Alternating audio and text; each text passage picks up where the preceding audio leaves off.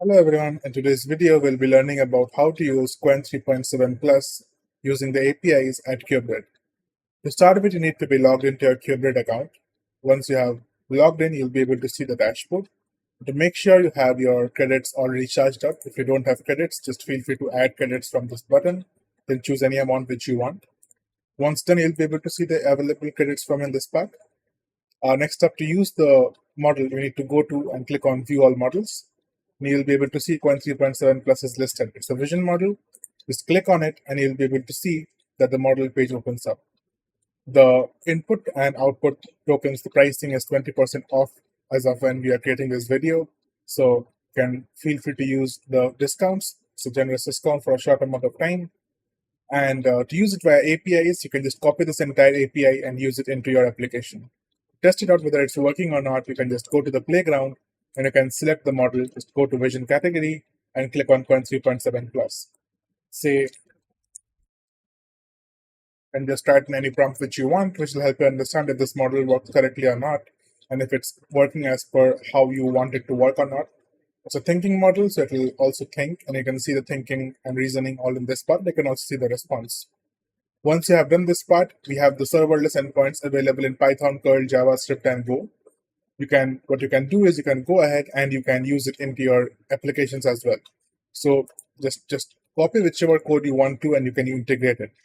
The APIs at Qubrid are OpenAI compliant. So you can see the base URL as well as the API key. These things are all which you're required to make sure the API works. To show and to see how an API works, you need to get an API key, which you need to pass in this part. So click on Get API Key. When you click on this, again click on Get API Key. It will open up a new modal. Name your API key whatever you want. It should be relevant to what you are using the API key for. It will be good for you to understand it at a later point in time. Then set an expiration date. We always do recommend you set an expiration date because it's always good practice to keep on rotating the API keys. And click on Create API Key.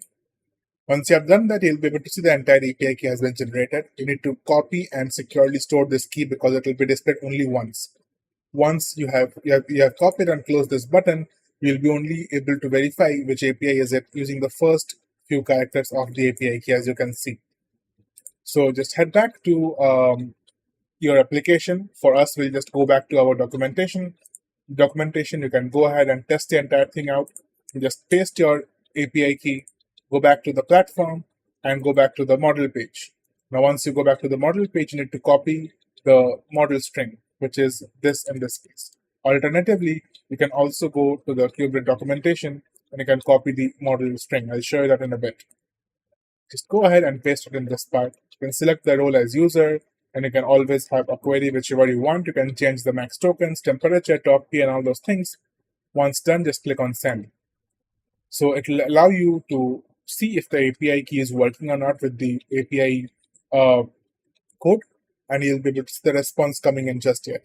Now we have kept the stream to false, so it will just give the response in an entire chunk. You can see the status code is 200, and you can see the entire response body, right? The response body as in the output of the model. You can see latency, prompt tokens, TPS, total completion tokens, request ID, all these metrics. And you can also see what would have it would mean if the status codes are any of these figures out here.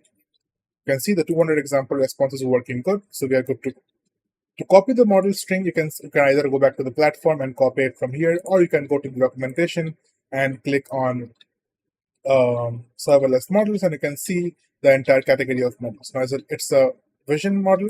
Just click on the vision category, and you can see it will be showing like this, Qwen 3.7 Plus. Just copy it, and you are good to go.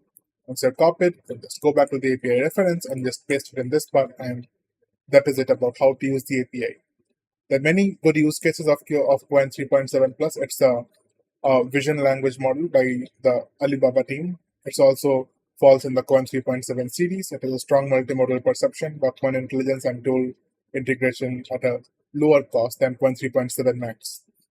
So let us know if you have any questions. Feel free to join our Discord server if you have any questions. We'll be able to help you out, or you can comment down your questions in the chat below, and our team will be more than happy to help.